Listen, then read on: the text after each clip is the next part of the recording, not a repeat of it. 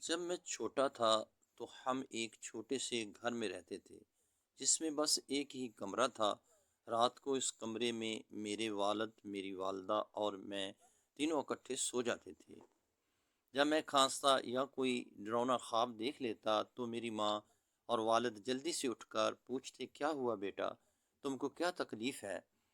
جلدی سے دوائی پلاتے اور تھپکی دے کر مجھے دوبارہ سلانے کی کوشش کرتے تھے۔ پھر میں کاروبار کی دنیا میں آیا، پیسہ کمایا اور بہت بڑا گھر بنایا۔ ماں کے لیے اپنے کمرے کے ساتھ ایک بڑا بیڈ روم بنا دیا۔ ماں کو بڑا بیڈ روم دے کر میں بڑا خوش تھا، لیکن تب میں نہیں سمجھا کہ میں نے دیوار کھڑی کر دی ہے۔ ایک رات ماں کو ہارٹ اٹیک ہوا اور وہ بے حد خاموشی سے اس دنیا سے رخصت ہو گئی۔ میں سویا ہوا تھا جب صبح ہوئی اور ماں کے کمرے میں ماں سے ملنے گیا تو ماں کا انتقال ہو چکا تھا۔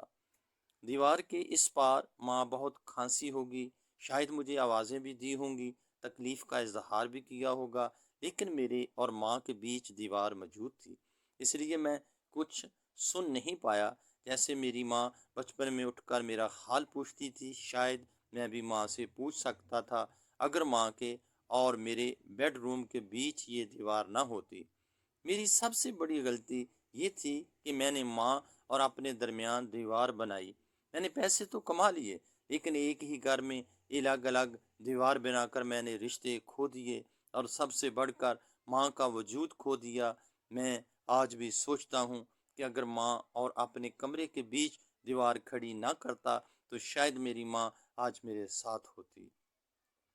سمجھنے والوں کے لیے ایک خاموش پیغام ہے۔ دوستو، اگر یہ کہانی پسند آئی ہو